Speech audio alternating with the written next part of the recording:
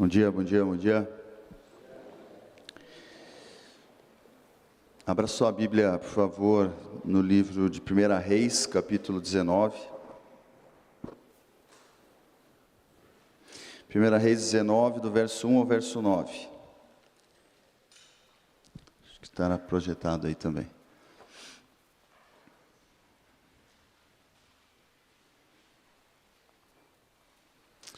Diz assim o texto: Acabe fez saber a Jezabel tudo quanto Elias havia feito e como matara todos os profetas à espada. Então Jezabel mandou um mensageiro a Elias a dizer-lhe: Façam-me os deuses como lhe aprouver, se amanhã a estas horas não fizer eu a tua vida como fizeste a cada um deles. Temendo, pois, Elias, levantou-se e para salvar a sua vida se foi e chegou a Berseba, que pertence a Judá, e ali deixou o seu moço. Ele mesmo, porém, se foi ao deserto, caminho de um dia, e veio e se assentou debaixo de um zimbro, e pediu para si a morte, e disse: Basta, toma agora ao Senhor a minha vida, pois não sou melhor do que os meus pais. Deitou-se e dormiu debaixo do zimbro, eis que um anjo tocou e lhe disse: Levanta-te e come. Olhou ele e viu, junto à cabeceira, um pão cozido sobre pedras em brasa, e uma botija de água. Comeu, bebeu e tornou a dormir. Voltou segunda vez o anjo do Senhor, tocou-lhe e lhe disse: Levanta-te e come, porque o caminho te será sobremodo longo. Levantou-se, pois, comeu e bebeu, e com a força daquela comida, caminhou 40 dias e 40 noites até Horebe, o monte de Deus.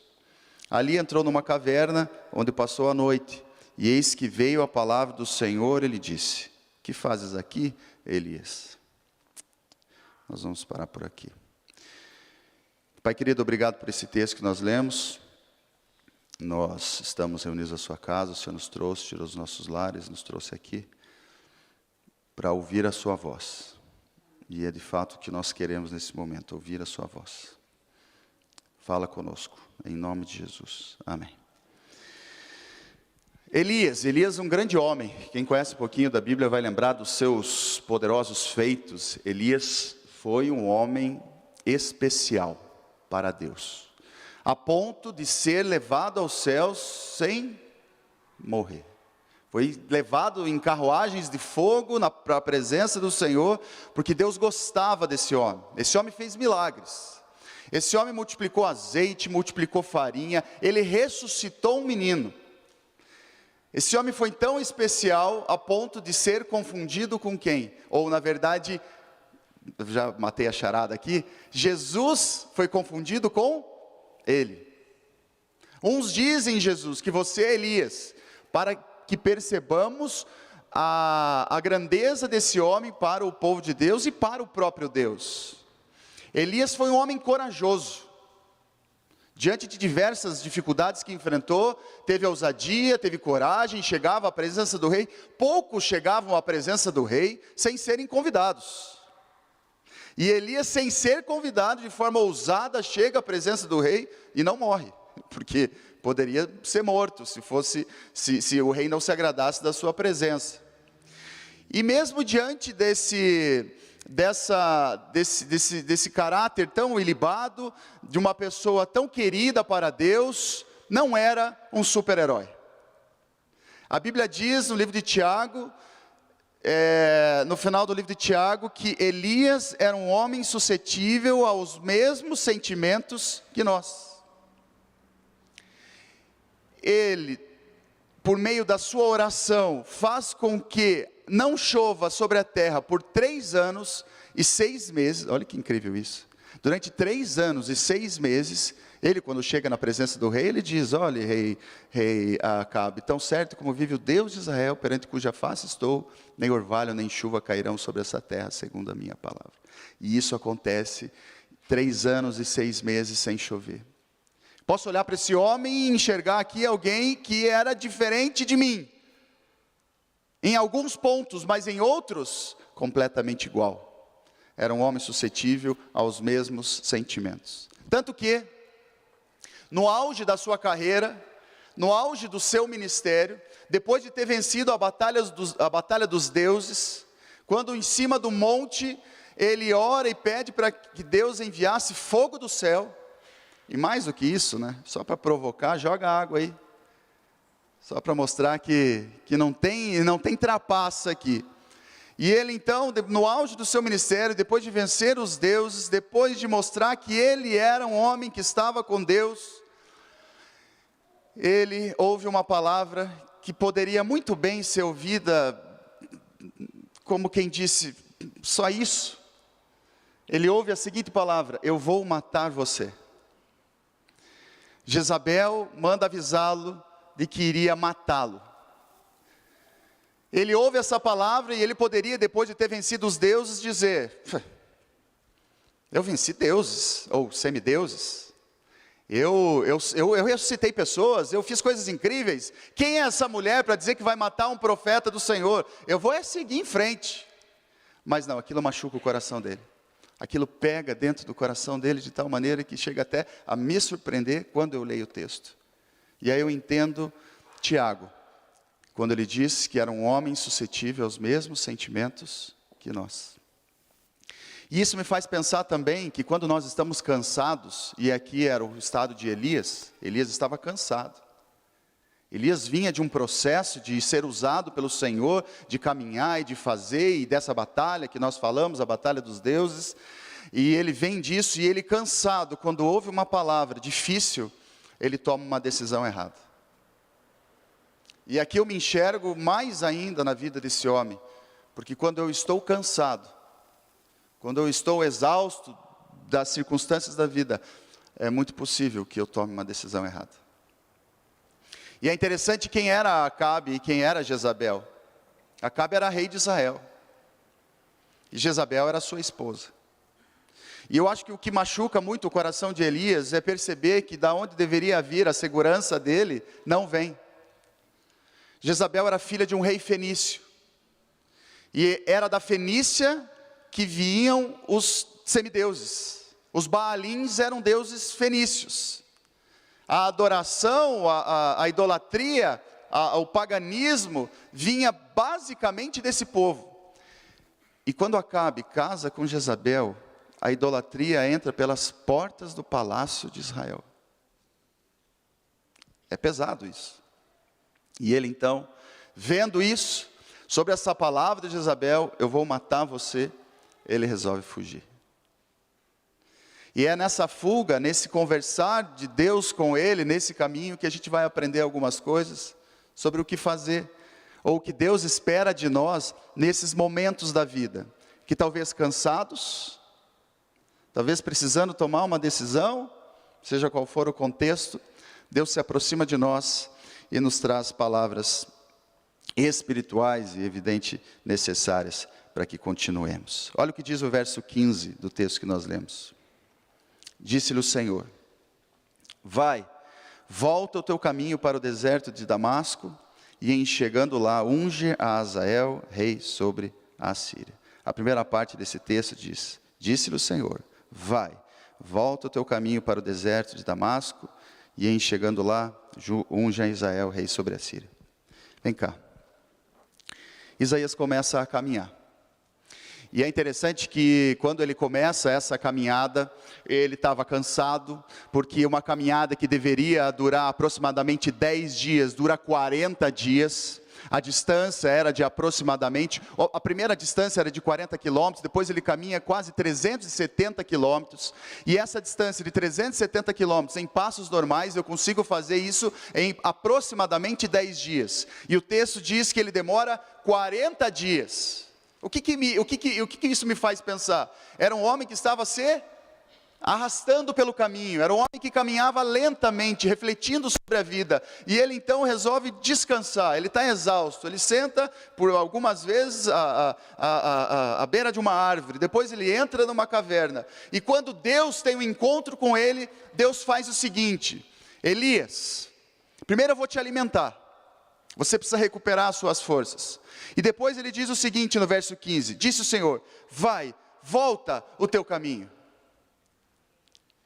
Elias, quando tem um encontro com Deus, quando o sussurro de Deus aparece, e ele então pôde conversar com Deus, a primeira coisa que ele faz é se justificar. Senhor, olha para a minha situação, eu venho de uma batalha, eu agora encontro com essa mulher que quer me matar. Senhor, olha, poucos estão aqui, muitos me deixaram, eu estou sozinho, Senhor. Ele começa a colocar todos os seus choramingos na presença do Senhor, ele coloca todas as razões para ele estar se sentindo daquela forma, e Deus diz a ele: Elias, eu já ouvi, agora levanta e volta para o teu caminho.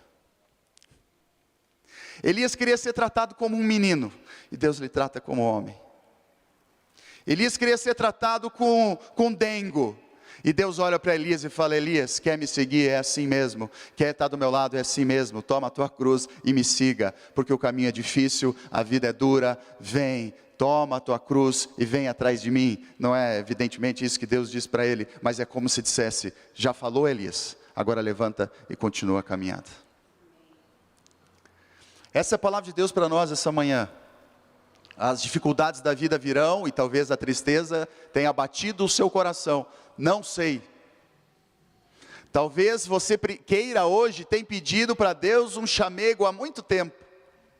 Deus, eu preciso sentir a tua presença, me trata com carinho, Senhor. Deus trata, mas acima de tudo Ele diz para você essa manhã: vai, continua caminhando. Eu já ouvi, já falou? Agora pega suas coisas, porque eu tenho muita coisa ainda para te dar, tem muita coisa para fazer.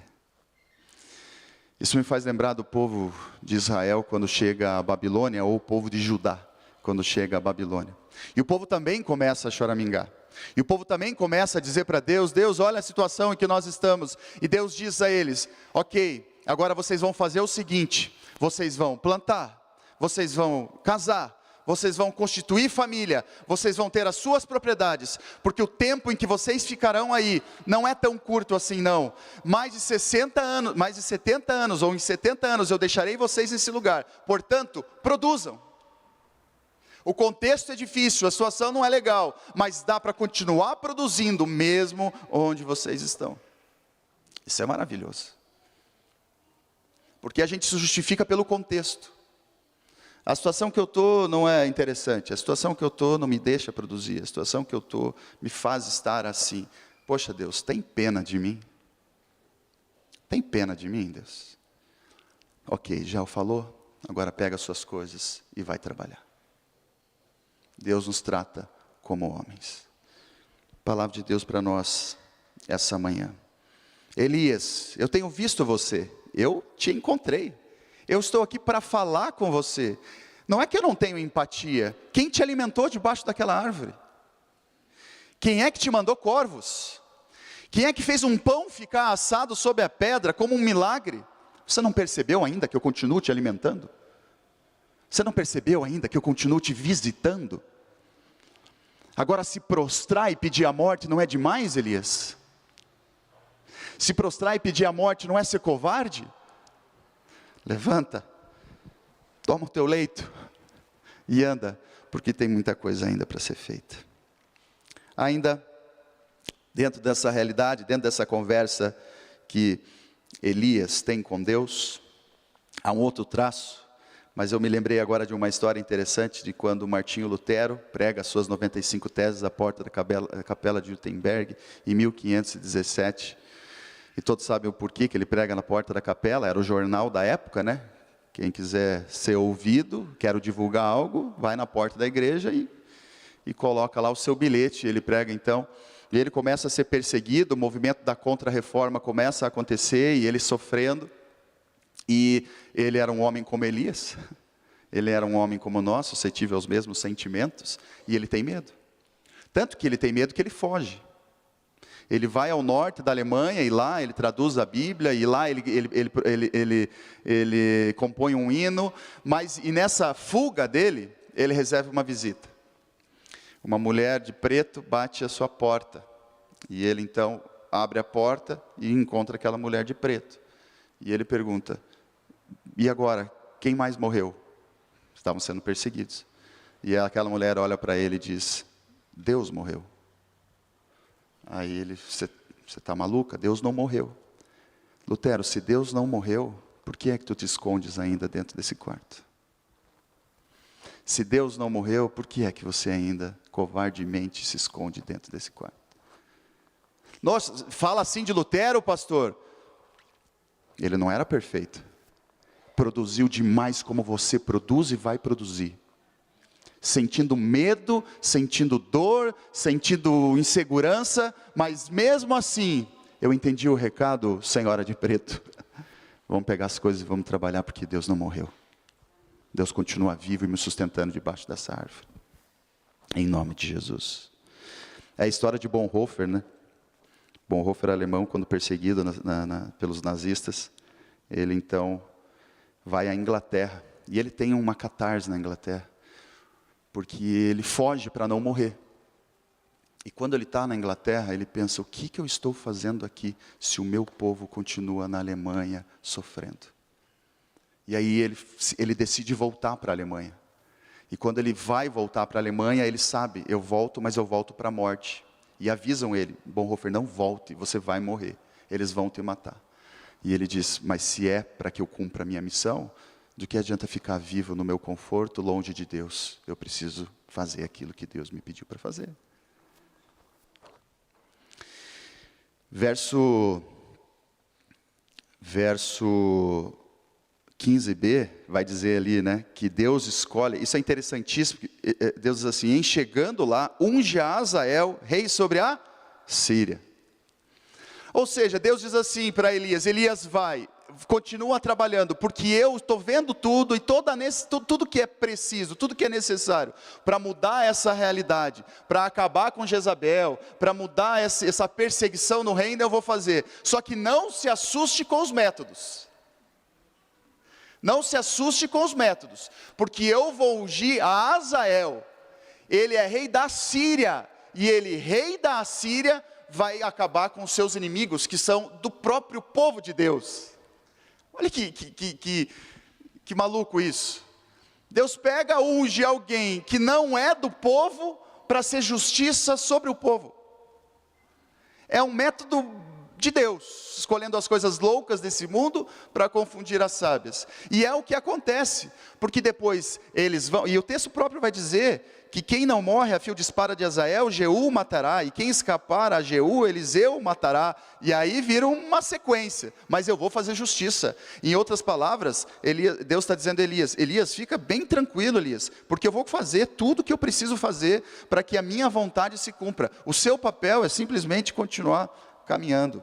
Essa é uma transição aqui, esse segundo ponto, que nem é um ponto, é uma transição para o último ponto aí sim, dessa mensagem, que é quando lá no final, no verso 18, diz assim, também conservei em Israel 7.000, todos os joelhos que não se dobraram a Baal, e toda a boca que não o beijou. Uma das reclamações de Elias é que ele estava sozinho. Uma das coisas que Elias coloca diante de Deus é que todos haviam abandonado.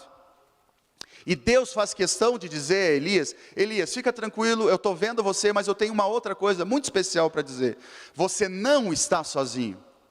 Existem outros 7.000 homens que não dobraram os joelhos. Eles estão por aí. Não se ache tão especial assim, Elias. Não se ache tão único assim, porque você não é o último bis da caixinha, né? Ou como a gente comentava ontem lá, a última jabuticaba do pote. Ontem foi aniversário da Dona Leci, aqui na igreja. Dona Leci está de ressaca hoje, eu acho, não? Cadê o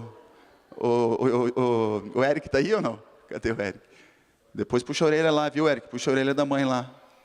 Mas, e a gente comentava, ela fez 67 anos, que quando os dias que estão à frente são menores do que os que já passaram, é como quando a gente pega uma bacia de jabuticaba, e ela está cheia, e a gente começa a chupar jabuticaba. Só que como ela está muito cheia, a gente nem liga se ficou um caldinho ou não.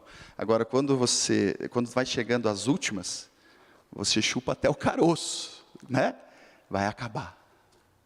Então, a gente lembrava isso ontem aqui, né? Conversando um pouco sobre essa vida, não se sinta a última jabuticaba, né? A gente é especial para Deus, eu e você somos especiais para Deus, Mas quando você achar que você está sozinho, quando você colocar diante de Deus esse argumento de que todos te abandonaram, eu quero dizer para você que Ele não é justo, que Ele não serve. Porque Deus que é tudo em todos, Deus que é Senhor de todas as coisas, Ele tem o poder e a capacidade de suprir qualquer sentimento seu. Nem milhares de amigos e de pessoas seriam capazes de preencher o seu coração como uma única pessoa, Jesus Cristo. Por isso que você encontra às vezes uma senhora, um senhor que mora sozinho, talvez num contexto que os filhos, ele está satisfeito. Pode ser que sim, na presença do Senhor. Ele tem a sua companhia. E é isso que Deus diz a Elias: Elias, eu não te deixei só. E nesse desafio que você tem de continuar a caminhada, ele continua, profeta do Senhor, depois ele ensina ainda o seu moço, e é interessante que nessa caminhada ele prefere até ficar sozinho, né? Ele estava tão mal que ele não queria ninguém perto dele. O texto vai dizer assim, ó, Elias dispensa o seu moço, sai, eu quero ficar sozinho. E aí Deus se aproxima deles: Elias, você não vai ficar sozinho, tem outras 7.000 pessoas, você não está sozinho, olhe para o lado, tem muita força ainda, eu estou levantando pessoas. Eu vou encerrar, mas eu quero dizer uma coisa: Deus mora dentro de você, amém? O Espírito Santo de Deus mora dentro de você, e Ele é tudo em você. Amado, os desafios vêm, a tristeza talvez, o medo, a tomada de decisão, e a gente pode parar dentro de uma caverna, achando-se a última das criaturas, com pena de nós mesmos, se autocomiserando: ó Senhor, coitado de mim. Eu quero te dizer que Deus diz a você essa manhã: saia daí agora, pega as suas coisas e vai trabalhar. Não, você não é coitado, você não é coitada. Tem muita força na sua mão, tem muita coisa para acontecer, tem muito dom para ser colocado em prática, tem muita coisa para conquistar. Vai para cima, porque ainda o que tem para frente é muito melhor do que já ficou para trás. E você não está sozinho, você tem o seu marido, você tem a sua esposa, você tem os seus filhos, você tem pessoas que se aproximam de você dentro dessa igreja, você tem os seus pastores, você tem 7.000 pessoas, você tem eu, que basto para que você seja satisfeito. Segue em frente, vai dar certo, em nome de Jesus. Pai querido, obrigado por essa manhã, pela palavra que o Senhor nos traz. O Senhor sabe que acima de tudo essa é uma palavra para mim. O Senhor sabe que antes de falar à igreja, é a mim que o Senhor ministrou, e que assim eu consiga fazer, e que assim cada pessoa que está aqui, que consiga, Deus, colocar diante do Senhor as dificuldades, mas com pessoas maduras, que não tem pena de si mesmo, e que não tem medo de seguir em frente. E não é a palavra de alguém ou de outra pessoa, não é a palavra de uma Jezabel que aparece na vida, não é a palavra de um Acabe que aparece na vida, não é a palavra de ninguém que diz que não vai dar certo, que diz que é derrotado, que diz que vai continuar fazendo isso. Não são essas pessoas, não são essas palavras que vão determinar os nossos passos. Os nossos passos são determinados pelo Senhor, que nos visitou essa manhã e disse: levanta e continua caminhando, porque eu tenho muito ainda para você. Muito obrigado, Pai, em nome de Jesus, amém.